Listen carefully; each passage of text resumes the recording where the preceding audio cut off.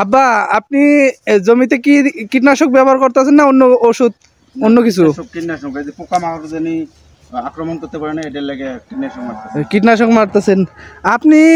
এই যে পোকার আক্রমণের জন্য কি কীটনাশক ব্যবহার করেন? আমি শুরু থেকে এটাই মারতেছি। কনজা প্লাস হলো গোড়া পছন্দের লাগে, আর এই ইমিটা পার হলো নাইট্রো। প্রথমত নাইট্রোটা আমরা সবসময় ব্যবহার করি। এই যে নাইট্রোটা মানে পরশুদিন লতি উঠাইছি, আর নাইট্রো মারতেছি। মারার পর কি হবে, এরপরে যে লতিটা আসবে, লতিটার মধ্যে বা পাতা কোনো শরীরে পোকা আক্রমণ করতে পারবে না। আর আক্রমণ যদি না করে তাহলে লতিতে দ্রুত গতিতে, শীতের দিনেও গতিতে বৃদ্ধি হবে, প্লাস লতির কালার খুব চকচকা দেখা যাবে। আর এই যে আপনার জমিতে যে ঘাস দেখা যাচ্ছে, এটার আপনি কি করবেন এই ঘাসগুলা?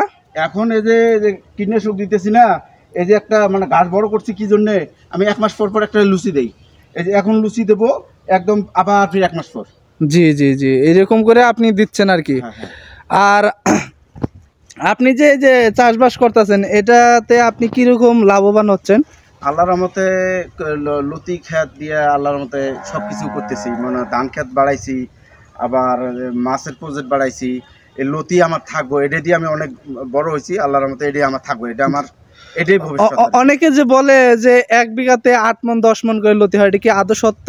না না না, সব মিথ্যা, সব মিথ্যা। আপনি 1 বিঘাতে কত মণ করে পান মনে করেন স্বাভাবিক?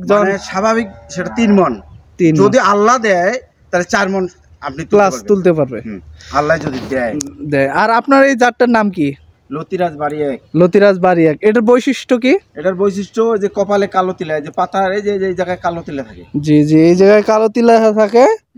আর এই যে এখানে যে এই যে পোকা, এই যে পোকার আক্রমণ দিচ্ছে দেখে তো আপনি ইয়ে করতেছেন না? হ্যাঁ, এই যে পোকাটা, এই যে পোকা দেখেন, এই যে পোকা আক্রমণ করতেছে, এই যে কীটনাশকটা মারতেছি না, জি, এটা কিন্তু এই আর মানে বাড়তে পারবে না, কমলে একটা পাতার মধ্যে যদি একটা পোকা বৃদ্ধি হয়, ওই পোকাটার মানে একটা পাতার অংশ যদি খায়, ওই গাছটার মধ্যে সর্বশরীরে যেমন ক্যান্সার হয়, ক্যান্সারের মতো রোগ তৈরি করে এই পোকা। এত খারাপ।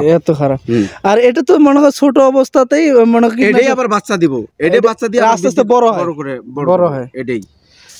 আর আপনাদেরকে আমরা যে তথ্যগুলো দেওয়ার চেষ্টা করি, আমি এবং আমার আব্বাই, অবশ্য আপনি এই তথ্যগুলো সংগ্রহ করবেন, তাহলে আপনার জন্য অনেক উপকারে আসবে ইনশাআল্লাহ।